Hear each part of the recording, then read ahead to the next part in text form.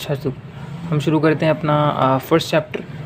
ठीक है, फटाफट से हमने पहले चैप्टर को पढ़ना है और हम इस अप्रोच के साथ पढ़ेंगे कि हमारे जो है ना वो मैक्सिमम एमसीक्यूज़ कवर हो जाएं। ठीक है, ठीक है, चलो जी, बिस्मिल्लाहिर्रहमानिर्रहीम करते हैं। अच्छा, सबसे पहली चीज़ जो हमने पढ़नी है आज, सबसे पहली चीज़ वो हमने पढ़ना है कि हम मोल्स कैसे निकालेंगे।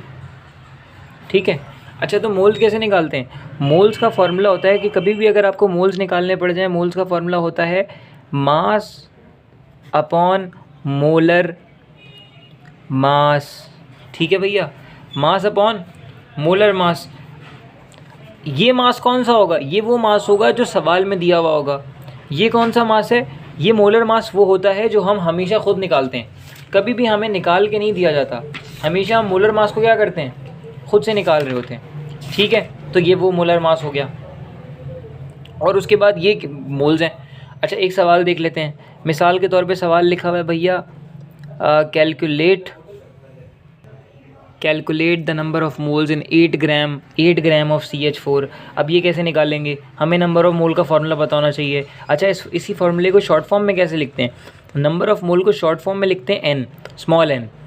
मास को शॉर्ट फॉर्म में लिखते हैं स्मॉल m। मोलर मास को शॉर्ट फॉर्म में लिखते हैं कैपिटल M। ठीक है भैया, तो ये शॉर्ट फॉर्म है। फटाफट से फॉर्मूला लिखता हूँ, number of mole is equals to small m upon capital M। Number of mole निकालने हैं, क्या सवाल में दिए हुए? नहीं दिए हुए, यही तो निकालने हैं, तो इसको अपनी जगह पे छोड़ दूंगा। मास कितना दिया हुआ है सवाल के अंदर? 8 ग्राम। और नीचे क्या लिखना है? मोलर मास लिखना है CH4 का। अच्छा, अभी थोड़ी देर पहले मैंने बोला था, क्या याद करने को दिया था मैंने? कार्बन 12 ये याद करना, और मैंने बोला था हाइड्रोजन 1 है ये याद करना। फटाफट से इसका साइड के ऊपर फटाफट से इसका मोलर मास निकाल लो। मोलर मास का कैसे निकलेगा? CH4 है तो पहले C को अलग करेंगे। C के साथ कोई नंबर तो नहीं है मल्टीप्लाई करने के लिए? नहीं सर, कोई नंबर नहीं है, प्लस लगा देंगे। उसके बाद H है, H के साथ 4 है तो मल्टीप्लाई बाय 4 करेंगे। कार्बन कितना है? 12 प्लस हाइड्रोजन कितना है? 1 मल्टीप्लाई बाय 4। 4 1 ज़ा 4 प्लस 12 कितना आ गया? 16 आ गया। 16 से डिवाइड करवा देंगे। अब 8 1 ज़ा 8, 8 2 ज़ा 16, तो नंबर ऑफ मोल कितने आ गए? 1/2। ये हमारा आंसर हो गया। ठीक है भाई, मान लो। अच्छा चलो, इससे पहले एक और चीज़ बताता हूँ। क्या चीज़ है भाई? एक साइंसदान था, उस साइंसदान का नाम था एवोगैड्रो। उस साइंसदान ने क्या किया था? उस साइंसदान ने एक नंबर बताया था। क्या किया था? एक नंबर बताया था। अच्छा, वो नंबर क्या था वो भी बताता हूँ, लेकिन वो नंबर क्या बताता था? वो नंबर शो करता था कि किसी के अंदर भी नंबर ऑफ पार्टिकल्स कितने हैं, ठीक है। वो क्या बताता था? नंबर ऑफ पार्टिकल्स कितने, या फिर बताता था नंबर ऑफ मॉलिक्यूल्स कितने हैं, या फिर बताता था नंबर ऑफ एटम्स कितने हैं। शॉर्ट फॉर्म में बोल दो कि उसने बताया कि नंबर ऑफ पार्टिकल्स कितने हैं। ठीक है, अच्छा, वो नंबर क्या था? उसने बोला एक मोल जो होता है ना, एक मोल, उसके अंदर नंबर ऑफ पार्टिकल्स हैं 6.02 मल्टीप्लाई बाय 10⁻23। ये वैल्यूज़ बंदे ने बताई। दोबारा बताता हूँ मैंने क्या बताया। मैंने कहा एक बंदा था, एवोगैड्रो नाम था उस बंदे का। उस बंदे ने एक नंबर दिया। वो नंबर क्या था? वो नंबर ये था। अच्छा, ये नंबर क्या बताता था? ये बताता था कि एक मोल के अंदर पार्टिकल कितने हैं। पार्टिकल बोले तो ज़र्रे। मान लो ये मेरे पास एक मोल है, इसको मोल के अंदर कितने ज़र्रात हैं, उन ज़र्रात की वैल्यूज़ ने बताई कि यार 6.02 10⁻23 इतने ज़र्रे मौजूद हैं। ठीक है, उसने क्या किया भाई? उसने बताया कि एक मोल के अंदर कितने ज़र्रात मौजूद है, तो वो ये हैं। तो उसने क्या बताया? Number of particles. और ये नंबर ऑफ़ पार्टिकल किसके लिए बताए? 1 मोल के लिए। 2 मोल होगा तो चेंज हो जाएंगे, 3 मोल होगा तो भी चेंज हो जाएंगे। अच्छा चलो आओ, अब फटाफट से हम देखते हैं, हम दूसरा फार्मूला देखते हैं। दूसरा फार्मूला है नंबर ऑफ़ मॉलिक्यूल्स का। अब नंबर ऑफ़ मॉलिक्यूल्स भी तो निकालने इसी बंदे ने बताए थे, तो फार्मूला क्या होगा? फार्मूला होगा कि जितने भी नंबर ऑफ़ मोल हैं स्मॉल n, उनको मल्टीप्लाई करवा दो इस भैया जान के नंबर से। इस भैया का नंबर क्या था? इस भैया का नंबर है 6.02 एक्सपोनेंट 10⁻23। क्या ये किसी फ़ोन का नंबर है? नहीं भाई, ये किसी फ़ोन का नंबर थोड़ी है। ये नंबर है किस चीज़ का? ये नंबर ऑफ़ पार्टिकल्स हैं। ठीक है, तो अगर सवाल में लिखा हुआ है कि एवोगैड्रो ने क्या बताया था, तो हम लिखेंगे कि 1 मोल के अंदर कितने पार्टिकल होते हैं, ये एवोगैड्रो भाई ने बताया था। ठीक है, तो ये फार्मूला आपने याद रखना है। फार्मूला क्या है भैया? जब भी मॉलिक्यूल का जिक्र आएगा तो फॉर्मूला क्या लगेगा, number of mole multiply by 6.02 exponent 10 की पावर 23। फटाफट से करके इसी सवाल के नंबर ऑफ मॉलिक्यूल्स निकाल लेते हैं।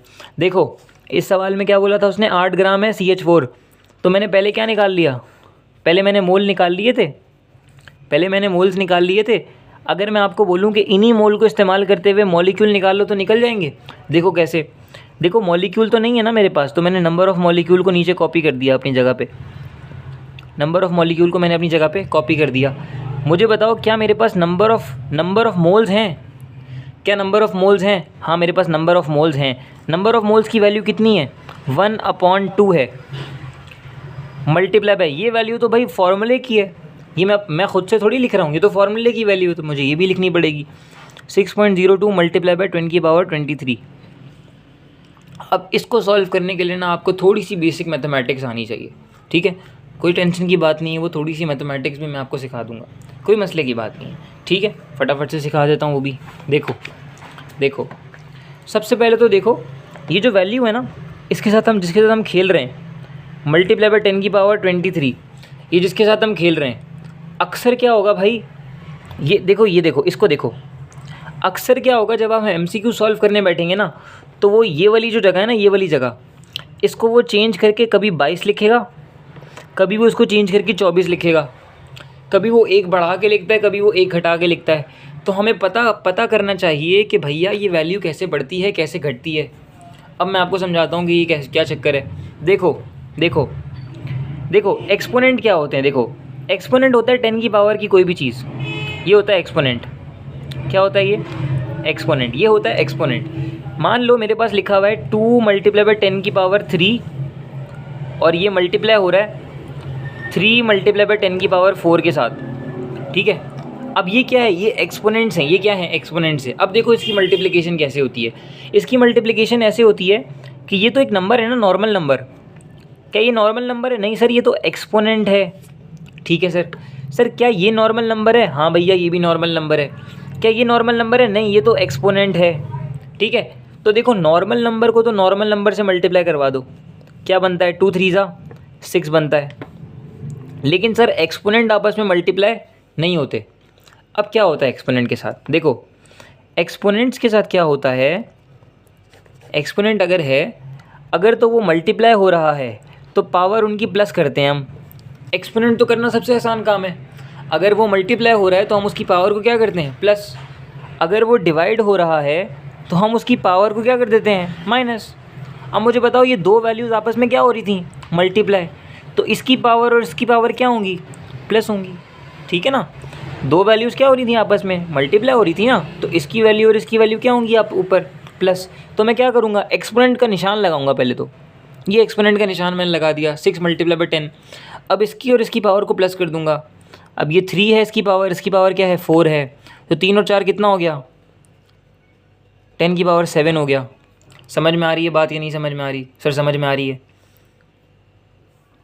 अब देखें एक और चीज़ आपको बताता हूँ, देखें अब ना मैंने इसके साथ यहाँ पे मुझे क्या दिया हुआ है कि मैंने 6.02 और मल्टीप्लाई बाय 10 की पावर 23 इसको इसके साथ ये है 1/2 है। अब देखो सुनो, गौर से सुनना, देखो ये 2 है और ये 6.02 है। मैं अगर चाहूँ तो मैं इसको इग्नोर नहीं कर सकता, सर बिल्कुल मैं इसको इग्नोर कर सकता हूँ ना, मैं इसको इग्नोर, कोई मसला तो नहीं है ना। देखो ये पॉइंट के बाद बहुत छोटी सी वैल्यू है, मैं चाहूँ तो मैं इसको इग्नोर कर सकता हूँ, ठीक है। मैंने इसको इग्नोर कर दिया, क्या बचा मेरे पास, 1/2 मल्टीप्लाई बाय 6, ठीक है, और आगे मल्टीप्लाई बाय 10 की पावर 23, सही है भैया। अब इसको काट दो, 2 1 2 हो गया और 2 3 6 हो गया, ठीक है। तो मेरा आंसर क्या आ गया, 3 मल्टीप्लाई बाय 10 की पावर 23, सही है। तो मेरा इसका आंसर क्या आ रहा होगा, मैंने ये किया 2 1 2 और मैंने इसको काट दिया 2 3 6 से, ठीक है। तो मेरे पास आंसर क्या आ गया, 3 मल्टीप्लाई बाय 10 की पावर 23। समझ में आ रही है बात। अच्छा अगर मैं चाहूँ तो मैं इस पूरे को काट सकता हूँ, देखो कैसे, ये 2 1 2 हो गया, इसको तो मैंने काट दिया 3 6, क्या ज़ीरो कटता है, नहीं सर ज़ीरो नहीं कटता, तो ज़ीरो ऊपर आ जाएगा ऐसे ही, ठीक है। क्या ये 2 कटेगा, सर हाँ कटेगा, 2 1 2 हो जाएगा, तो ये 1 आ जाएगा ऊपर।